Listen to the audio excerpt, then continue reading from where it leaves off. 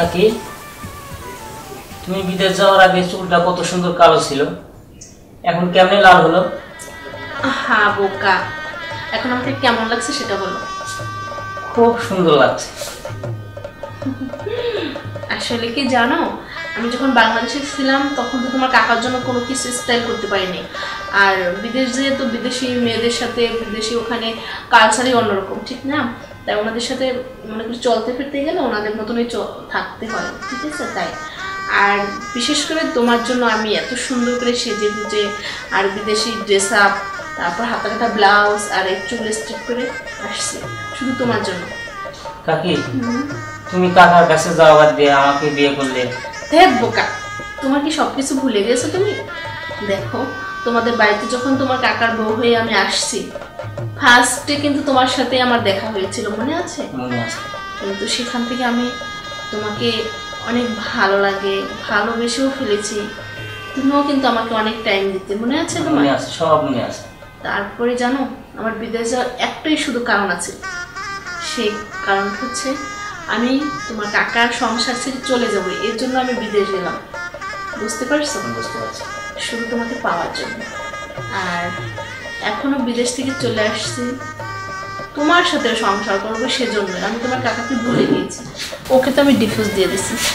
আর তোমার কাকার কথা এখন বলো না, এখন তোমাকে আমার ভালো লাগে, তোমার সাথে সংসার করব আর তোমাকে আমি বিয়ে করেছি। আর দেখো এই ফুলসজ্জা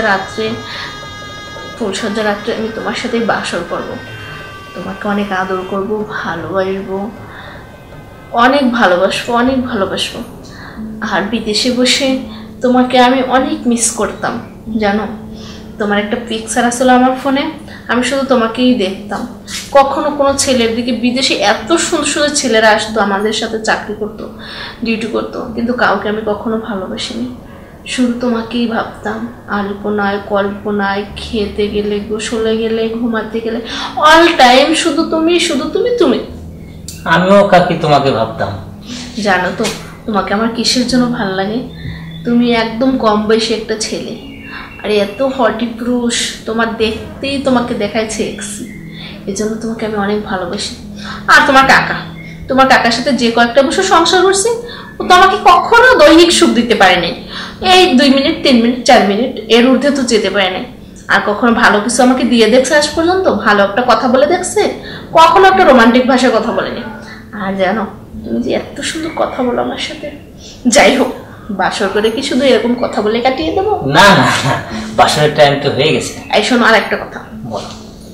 তুমি কিন্তু আজ থেকে এবং এখন থেকে কখনো আমাকে কাকি বলে ডাকবে না, ঠিক আছে? ঠিক আছে। শোনো, এখন থেকে তো আমি তোমার বউ, তাই না? আর তুমি আমার স্বামী। হ্যাঁ। তাহলে আমার নাম ধরে ডেকো, তুমি করে ডেকো, ঠিক আছে? ঠিক আছে। ওকে।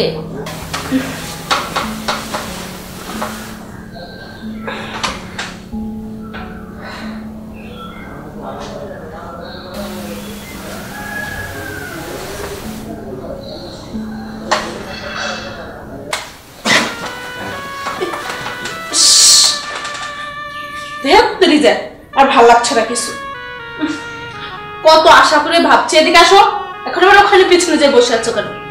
কত আশা করে ভাবছি কি কচি কাঁচা ভাইস্তা এর সাথে আমি বাসর করে মানে মজা পাবো। ওর কাকাকে যে জন্য ছেড়ে দিলাম, ঠিক সেজন্য এই অবস্থা হয়েছে, এরও এই অবস্থা। ও মানুষের কথায় বলে না, এক ঝাড়েরই বাস। বুঝতে পেরেছো? কাকাটাও যেরকম ভাইস্তাটাও ওইরকম। আমারই ভুল হয়েছে। আমি এবার আবার বিদেশ চলে যাবো, এই ছুটি থাকতে আমি চলে যাব।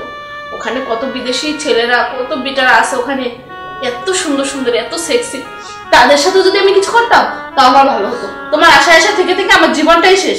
আর আজকে বাসর রাত্রে কিচ্ছুই করতে পারলে না। তোমার চাচাটা তো 5 মিনিট ছিল, তুমি তো 3 মিনিটের উপর 1 মিনিটও থাকলে না। থাকো তুমি, তোমার বাসর রাত্রে নিয়ে থাকো, আমি চলে যাই। থাকো।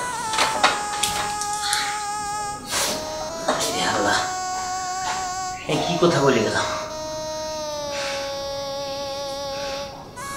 আমার তো আর কিছু ভালো লাগতেছে না।